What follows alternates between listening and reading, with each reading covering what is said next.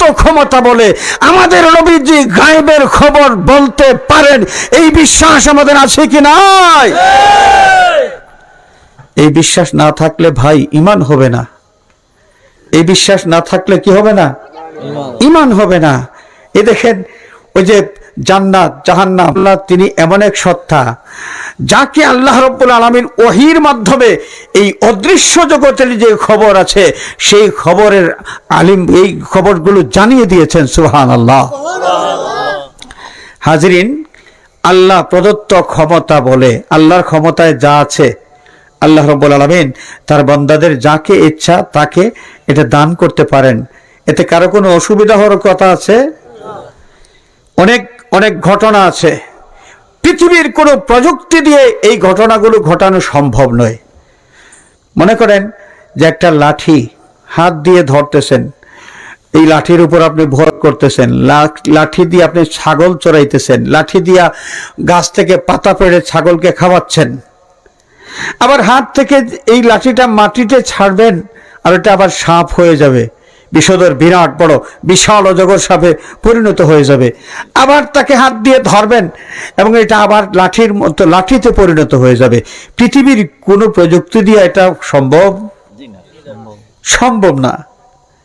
কিন্তু এই ধরনের ঘটনা তো ঘটেছে, এটা আমরা সকলেই জানি। নবী মূসা আলাইহিস সালাতু ওয়াস সালামের লাঠি। ওয়ামা তিলকা বিয়ামিনিকা ইয়া মূসা قال هي عصاي أتوكأ بها وأهش بها على غنمي ولي فيها مآرب أخرى। মূসা আলাইহিস সালামের সেই লাঠি। আল্লাহ রাব্বুল আলামিন মূসা আলাইহিস সালামকে হুকুম দিলেন, মূসা তোমার লাঠিটা মাটিতে রাখো। মাটিতে তিনি রাখলেন, বিশাল সাপে পরিণত হয়ে গেল। আল্লাহ রাব্বুল আলামিন আবার ডাক দিয়ে বলেন, খুযহা ওয়ালা তাখাফ সানুঈদুহা সিরাতাহাল উলা।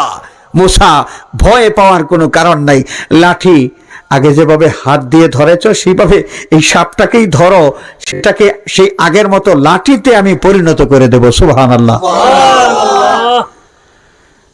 এই যে একটা ঘটনা, পৃথিবীর কোনো প্রযুক্তির দ্বারা এটা সম্ভব নয়, অথচ একজন নবীর মাধ্যমে আল্লাহ রাব্বুল আলামিন এই আশ্চর্যজনক ঘটনাটা ঘটায় পৃথিবী বিশ্ববাসীকে প্রদর্শন করলেন।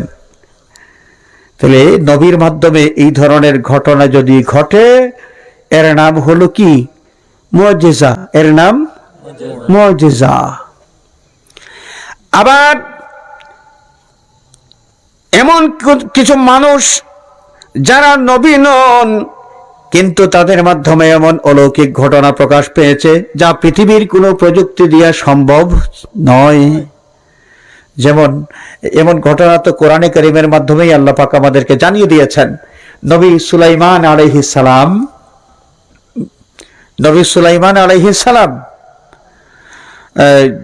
যখন এই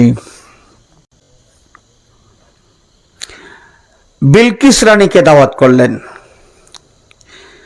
ইন্নাহু মিন সুলাইমান ওয়া ইন্নাহু বিসমিল্লাহির রহমানির রহিম আল্লা তা'লু আলাইয়া ওয়াতুনি মুসলিমিন। বিলকিস রানীর কাছে হুদহুদ পাখির মাধ্যমে নবী সুলাইমান আলাইহিস সালাম যখন এই চিঠিটা সরবরাহ করলেন, ইন্নাহু মিন সুলাইমান, প্রেরকের নাম প্রথমে আল্লাহর নবী সুলাইমানের পক্ষ থেকে এই চিঠি, ওয়া ইন্নাহু বিসমিল্লাহির রহমানির রহিম, দয়াময় পরম করুণাময় আল্লাহর নামে এই চিঠির ইবারত লেখা শুরু হচ্ছে, আল্লাহ তা'লু আলাইয়া ওয়াতুনি মুসলিমিন। চিঠির বিবরণ হলো যে, হে রানী বিলকিস, অহংকার করবে না, তুমি আত্মসমর্পণ করে আমার সামনে হাজির হয়ে যাও, আত্মসমর্পণ করে আমার কাছে হাজির হয়ে যাও। হাজিরিনে কেরাম, এই সময় নবী সুলাইমান আলাইহিস সালাম বিলকিস রানীকে চমৎকৃত করে তোলার জন্যে একটা ব্যবস্থা গ্রহণ করতে চেয়েছিলেন, যে বিলকিস রানী দাম্ভিকতার সাথে এতদিন পর্যন্ত যে আসন ব্যবহার করেছে, তার সেই সিংহাসনটা রানী নবী সুলাইমান আলাইহিস সালামের কাছে আসার আগেই এই আসনটা কে নিয়ে আসতে পারে? বিলকিস রানী দেখবেন যে তার সেই আসনটা এখানে উপস্থিত। তিনি আসার আগেই তার আসন এখানে কিভাবে আসলো, তিনি যাতে একদম অবাক হয়ে যান, তাকে অবাক করে দেওয়ার জন্যে হযরতে সুলাইমান আলাইহিস সালাম তখন ব্যবস্থা গ্রহণ করেছিলেন। তো যাই হোক, জিন, নবী সুলাইমান আলাইহিস সালামের যে সেনাবাহিনী, এর বিশাল একটা অংশ ছিল জিন। এই জিনেরাও যখন এই কথাটা শুনলো যে নবী সুলাইমান আলাইহিস সালাম চান যে রানী বিলকিস আসার আগেই তার আসনটা এখানে চলে আসবে, তখন নবী সুলাইমান আলাইহিস সালাম বলেছিলেন যে কে এনে দিতে পারো, কে এনে দিতে পারো? জিনদের পক্ষ থেকে ক্বালা ইফরিতুম মিনাল জিন্নি আনা আতিকা বিহি ক্বাবলা আন তাকুমা মিন মাকামিক। নবী সুলাইমান আলাইহিস সালাম প্রতিদিন বৈঠক করতেন, নির্দিষ্ট একটা সময় ছিল। এই জিন বলছে যে আপনার বৈঠক শেষ হওয়ার আগেই, বৈঠক শুরু হবে, শেষ হওয়ার আগেই আমি এই আসনটা আপনার সামনে হাজির করে দিতে পারি। সুলাইমান আলাইহিস সালাম বললেন, না, এত সময় নেওয়া যাবে না, আরো কম সময়ের মধ্যে কে পারবে? তখন একজন বলেছিলেন, একজন মানুষ তিনি দাঁড়িয়ে গেছেন, আমি পারবো ইনশাআল্লাহ। কত সময় লাগবে? ক্বাবলা আন ইয়ারতাদ্দা ইলাইকা তারফুক। নবী সুলাইমান আলাইহিস সালাম আপনার চোখের যে পাতা, এটা খোলা এবং বন্ধ করা, এর মধ্যে ফাঁকে দিয়া মাঝখানে যত সময় লাগে, এই সময়ের মধ্যেই আমি আসনটা আপনার সামনে হাজির করে দিতে পারি। সুবহানাল্লাহ। তিনি এটা এনে দিয়েছিলেন। এটা পৃথিবীর কোন প্রযুক্তির মাধ্যমে যে কাজটা ঘটানো সম্ভব ছিল না, সেই কাজটাই ঘটায় দেখায় দিয়েছিলেন একজন মানুষ, যিনি নবী ছিলেন না। নবী ছাড়া অন্য কারো মাধ্যমে যদি আল্লাহ রাব্বুল আলামিনের কুদরতের কোনো বাস্তবতা প্রকাশ করা হয়, তাহলে ওই ঘটনার নাম হলো কারামত। এই ঘটনার নাম কি? কারামত। ঠিক এমনি ভাবে আল্লাহ রাব্বুল আলামিন ওহীর মাধ্যমে তার কোন নবীকে গায়েবের খবর জানিয়ে দেন। যেই মাধ্যমে কোন নবী আল্লাহর পক্ষ থেকে গায়েবের খবর জানেন, এর নাম হলো ওহী। এর নাম কি? ওহী। আর নবী নন এমন কোন মানুষকেও আল্লাহ পাক গায়েবের খবর জানাইতে পারেন। এই মাধ্যমের নাম হলো ইলহাম। এই মাধ্যমের নাম কি? ইলহাম। তার মানে ইলহামের মাধ্যমেও আল্লাহর মকবুল মাহবুব বান্দা যারা, আল্লাহ প্রদত্ত ক্ষমতা বলে অদৃশ্য জগতের খবর বলে দিতে পারেন। বেশ কম কি? আম্বিয়া কেরাম যেই মাধ্যমে আল্লাহর পক্ষ থেকে অদৃশ্য জগতের খবর জানেন, সেটার নাম হলো ওয়াহী। আর নবী নন, নবী ছাড়া অন্য কোনো মানুষ, যেমন কোনো ওলি আল্লাহ প্রদত্ত খবর বলে যদি অদৃশ্য জগতের কোনো খবর বলে দিতে পারেন, তাহলে এর নাম হলো কি? ইলহাম। এর নাম ইলহাম। এই বিষয়টা অনেকেই না বোঝার কারণে মানুষের মধ্যে বিভ্রান্তি ছড়ায় দেয়। এই যে ইদানিং কালে আল্লামা ফুলতলি সাহেব কিবলা রহমাতুল্লাহি আলাইহির ছোট সাহেবজাদা, তিনি একদিন কারামত বলতে গিয়ে, মানে আউলিয়া কেরাম, আল্লাহ রাব্বুল আলামিন তাদের মর্যাদা কত উঁচু করে দিয়েছেন, প্রসঙ্গক্রমে একটা কথা আলোচনা করতে গিয়ে এই বিষয়গুলো বলেছিলেন। অথচ জ্ঞান পাপী কিছু মানুষ এই বক্তব্যটাকে কাট করে এবং অপব্যাখ্যা দিয়ে এটা বুঝাইতে চায় যে হযরত ফুলতলি সাহেব কিবলার ছোট সাহেবজাদা, তিনি এই বক্তব্য দেওয়ার মাধ্যমে তার নাকি ঈমান চলে গেছে। নাউযুবিল্লাহ। আরে বেটা, তুমি ওহী আর ইলহাম দুইটার পার্থক্য বুঝো না? তুমি মুজিজা আর কারামত দুইটার পার্থক্য বুঝো না? তুমি এই বক্তব্যের সমালোচনা করা তার মানে হলো না জেনে কথা বলা। আর না জেনে কথা বলা হালাল না হারাম? আরো জোরে বলেন, না জেনে কথা বলা হালাল না হারাম? আল্লাহ রাব্বুল আলামিন কোরআনে কারীমের মাধ্যমে এই নিষেধাজ্ঞা স্পষ্টভাবে জানিয়ে দিয়েছেন, ওয়ালা তাকফু মা লাইসা লাকা বিহি ইলম ইন্নাস সামআ ওয়াল বাসারা ওয়াল ফুআদা কুল্লু উলাইকা কানা আনহু মাসউলা। লা তাকফু মা লাইসা লাকা বিহি ইলম, তুমি যা জানো না এই বিষয় নিয়ে ঘাটাঘাটি করতে যেও না। আল্লাহ পাক স্পষ্টভাবে নিষেধ করে দিয়েছেন। এই যে সমালোচনা করা কিছু মানুষের বদভ্যাস, এটা তো নতুন নয়, পুরাতন যুগের কাহিনী। আমাদের নবী পাক সাল্লাল্লাহু আলাইহি ওয়াসাল্লাম, যেই নবীজি সাল্লাল্লাহু আলাইহি ওয়াসাল্লামকে মক্কার মানুষ আল আমিন বলে ডেকেছে, বিশ্বাস করেছে।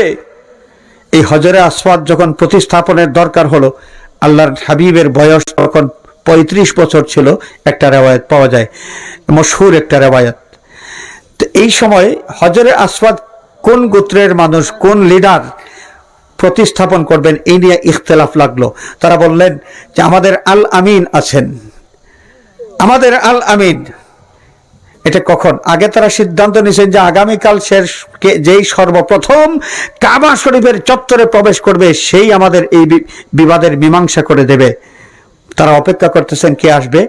দেখলেন যে আল্লাহর হাবিব রাহমাতুল্লিল আলামিন সাল্লাল্লাহু আলাইহি ওয়াসাল্লাম কাবার চত্বরে প্রবেশ করেছেন। দেখেই সবাই মহা খুশি, সবাই মহা খুশি। তারা সবাই একসাথে চিল্লায়ে উঠলেন যে হ্যাঁ, আমাদের আল আমিন পেয়ে গেছি, আল আমিন পেয়ে গেছি। আজকে এই আল আমিনের মাধ্যমেই আমাদের এই বিষয়ের ফয়সালা হবে। যেই আল আমিন, তিনি বিশ্বস্ত, তিনি ন্যায়পরায়ণ, তিনি সত্যবাদী। জীবনে কোনোদিন তার জবান থেকে একটা মিথ্যাও আমরা শুনি নাই। আজকে আল আমিনের হাতেই আমাদের এই বিষয়ের মীমাংসার এই দায়িত্ব যেহেতু পড়েছে, আমরা সৌভাগ্যবান। সুবহানাল্লাহ। যখনই আমার নবী কিছুদিন পরে তাওহীদ আর রিসালাতের দাওয়াত দিতে শুরু করলেন, তখনই এক মক্কার সেই দুষ্ট নেতা যারা, তাদের চোখের বালি হয়ে গেলেন, তাদের চোখের বালি। এবং যেই জবান দিয়া ইতিপূর্বে এই নবীর প্রশংসা করেছে, সেই জবান থেকে দুষ্ট লোক আমার নবী পাক সাল্লাল্লাহু আলাইহি ওয়াসাল্লামের বদনাম করতে শুরু করেছে। রাসূলুল্লাহ সাল্লাল্লাহু আলাইহি ওয়াসাল্লামের বদনাম না করলে, এই যে ওলীদ বিন মুগীরা, এই বেটা আমাদের নবীজির বদনাম না করলে তার পেটে ভাত হজম হইতো না। এটা তার নেশা ছিল, যেখানেই যাবে ইসলামের নবীর বিরুদ্ধে কিছু সমালোচনা করবেই করবে। তো নবীর সমালোচনা হয়েছে, সাহাবায়ে কেরামের সমালোচনা হয়েছে। সিদ্দিকে আকবর রাদিয়াল্লাহু তাআলা আনহু, যিনি আফদালুন নাস বাদাল আম্বিয়া, হযরতে আদম আলাইহিস সালাতু ওয়াস সালাম থেকে কিয়ামত পর্যন্ত যত মানুষ এই পৃথিবীতে এসেছেন এবং আসবেন, এদের মধ্যে নবী রাসূল ছাড়া উম্মত যারা আছেন, সর্বকালের সর্বশ্রেষ্ঠ উম্মত হলেন সাইয়্যিদুনা আবু বকর সিদ্দিক রাদিয়াল্লাহু তাআলা আনহু। কিন্তু সেই দুষ্ট খারি সম্প্রদায়, রাফিজি সম্প্রদায়, এই আবু বকর সিদ্দিক রাদিয়াল্লাহু তাআলা আনহুকে তার সমালোচনা করেছে। সিদ্দিকে আকবর রাদিয়াল্লাহু তাআলা আনহুকে কি করেছে? সমালোচনা করেছে। হযরতে ফারুক আজম রাদিয়াল্লাহু তাআলা আনহুর সমালোচনা করা হয়েছে। হযরতে উসমানে গনি রাদিয়াল্লাহু তাআলা আনহুর সমালোচনা করা হয়েছে। শেরে খোদা হযরতে আলী কাররামাল্লাহু ওয়াজহাহুর সমালোচনা হয়েছে। ইমামে আজম আবু হানিফা রাহিমাহুল্লাহর সমালোচনা হয়েছে। সমালোচনার থেকে বাদ কে পড়লেন? তো হযরত ফুলতলি সাহেব কিবলা রহমাতুল্লাহ আলাইহির সাহেবজাদার বিরুদ্ধে সমালোচক কেউ থাকবে না, এটা তো আমরা বলতে পারি না। থাকবেই। কারা থাকবে? এই বদভ্যাস যাদের মধ্যে আছে, যে ভালো মানুষের বিরুদ্ধে সমালোচনা না করলে তাদের পেটের ভাত হজম হয় না, এই ধরনের বজ্জাতগুলো ছাড়া এই ধরনের সমালোচনা আর কেউ করতে পারে না। আপনারা দেখবেন হযরত সাহেব কিবলা রহমাতুল্লাহ আলাইহির ছোট সাহেবজাদা যতগুলো বক্তব্য, অনেক বক্তব্য তার আছে, কিন্তু নেটের ইন্টারনেট ঘাটলে আমরা পাবো। প্রত্যেকটা কথা মেপে মেপে তিনি বলেন। তার বক্তব্যের মধ্যে অতিরিক্ত কোনো কথা থাকে না, একদম প্রয়োজনীয় কথাগুলো মেপে মেপে তিনি বলেন।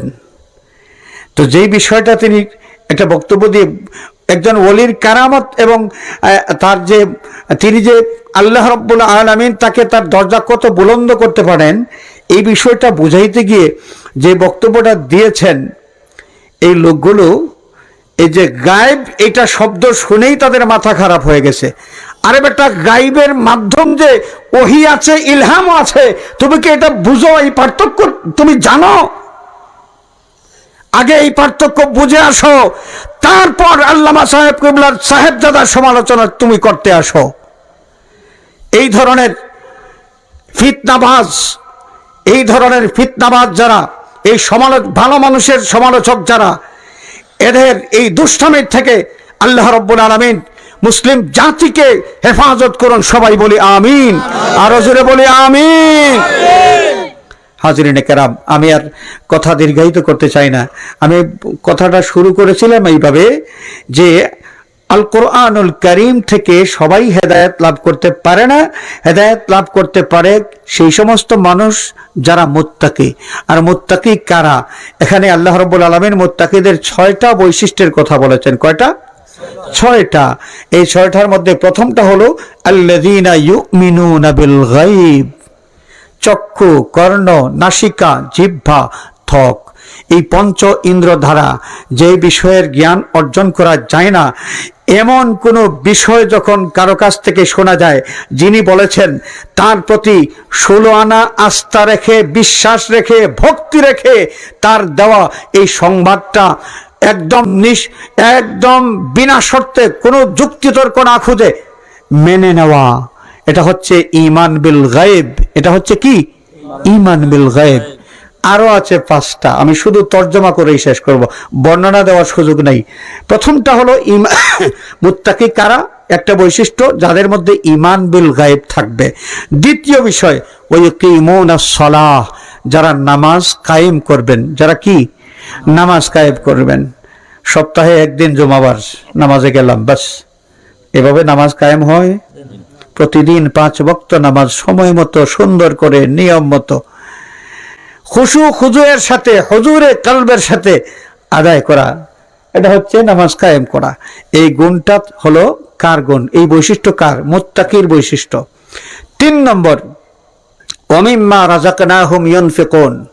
আমরা লাখপতি, কোটিপতি, মিলিয়নার, বিলিয়নার, অনেক সম্পদের মালিক, যে যে ক্যাটাগরিতে আছি, আমাদের সম্পদ কে দিয়েছেন?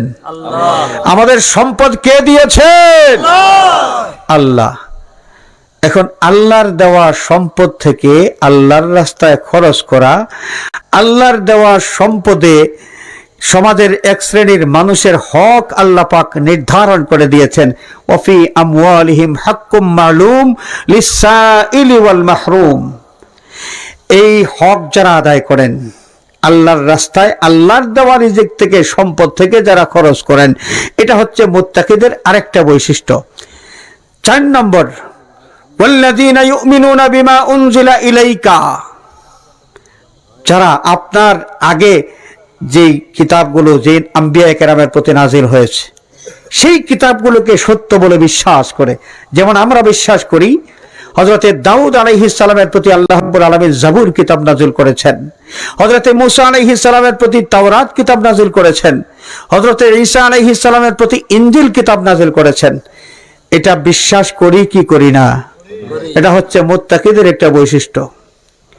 ওয়াল্লাযীনা ইউমিনুনা বিমা উনজিলা ইলাইকা ওয়া মা উনজিলা মিন ক্বাবলিক। আখেরি জামানার নবীর প্রতি আল্লাহ রাব্বুল আলামিন আল কোরআনুল কারীম নাজিল করেছেন। আল কোরআনুল কারীম আল্লাহর কালাম, এই বিশ্বাস আমাদের আছে কি নাই? আছে।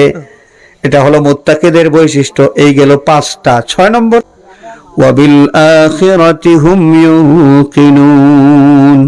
আখিরাত বা পরকালের বিশ্বাস যারা করে, এই 6 বৈশিষ্ট্য যাদের মধ্যে আছে, এরাই মুত্তাকি। এবং এদের রেজাল্ট কি?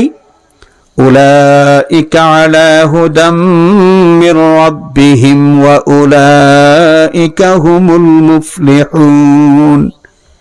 আল্লাহ রাব্বুল আলামিনের দেওয়া, আল্লাহর প্রদর্শিত, আল্লাহর দেওয়া যেই পথ, যেই সিরাতে মুস্তাকিম, এরা হচ্ছে সেই সিরাতে মুস্তাকিমের উপর প্রতিষ্ঠিত। ওয়া উলাইকা হুমুল মুফলিহুন, এবং এরাই হচ্ছে দুজাহানের সফল মানুষ, দুজাহানের সফল। এই দুজাহানের সাফল্য তাদের জন্য। সুবহানাল্লাহ। হাজরিনে কেরাম, আসুন একজন মুত্তাকির যে সমস্ত গুণগুলো আল্লাহ রাব্বুল আলামিন এই আয়াতে কারিমায় উল্লেখ করেছেন, আমাদের মধ্যে কিছু গুণ তো এমনিতেই আছে, মানে থাকতেই হবে। ইমানদার হলে এগুলো থাকতেই হবে। ঈমান বিল গায়েব আমাদের আছে, এবং আর বাদ বাকি যেগুলো আছে, নামাজ কায়েম করা, আল্লাহর দেওয়া সম্পদ থেকে আল্লাহর রাস্তায় যাকাত দেওয়া, এই বিষয়গুলোতে আমরা কি করব? আমরা বেশি বেশি অভ্যস্ত হয়ে উঠব। আমরা যেন নামাজ কায়েম করতে পারি, আমরা যেন যাকাত যদি ফরজ হয় যাকাত দেই, এবং বিভিন্ন সময় গরিব অসহায় মানুষের সহযোগিতা করা, তাদেরকে সাহায্য করা। গরিব মানুষের হক আল্লাহ পাক নির্ধারণ করে দিয়েছেন ধনী মানুষের সম্পদের উপর। আমরা গরিবদের সহযোগিতার জন্য এগিয়ে আসব। আমরা কৃপণ হব না। কৃপণ যারা, এরা আল্লাহর রহমত থেকে দূরে, আর যারা দাতা, আল্লাহর বন্ধু, এরা আল্লাহ রাব্বুল আলামিনের কুরবত হাসিল করতে পারে। অতএব এই ভালো গুণগুলো আমরা আমাদের মধ্যে সুন্দরভাবে ফুটায়ে তুলব। আল্লাহ পাক এই তৌফিক আমাদেরকে দান করুন, আমিন। আমি এই বড় মোহাম্মদপুর নতুন পাড়া শাহজালাল রহমতুল্লাহি আলাইহি ইসলামী যুব সংঘের যুবক ভাইদেরকে আবারও অন্তরের অন্তঃস্থল থেকে মোবারকবাদ জানাই, যাদের উদ্যোগে, সকলের সহযোগিতায় এই গ্রামের সবাই স্বতঃস্ফূর্তভাবে সহযোগিতা করার কারণে এত সুন্দর আয়োজন সম্ভব হয়েছে। আজকের এই মাহফিল তাদের উদ্যোগে প্রথম মাহফিল। আমরা আশা করব ইনশাআল্লাহ প্রতি বছর যেন তারা এমন সুন্দর নেক মাহফিলের আয়োজন করে আমাদেরকে কোরআন হাদিসের আলোচনা শোনার মতো সুযোগ করে দেন। আল্লাহ পাক তাদেরকে যেন কবুল করেন, সবাই বলি আমিন। এই যুবক ভাইদের হায়াতের মধ্যে আল্লাহ পাক যেন বরকত দেন, সবাই বলি আমিন। এই যুবকদের ওসিলায় তাদের মা বাবা, মুরব্বীদের মুখ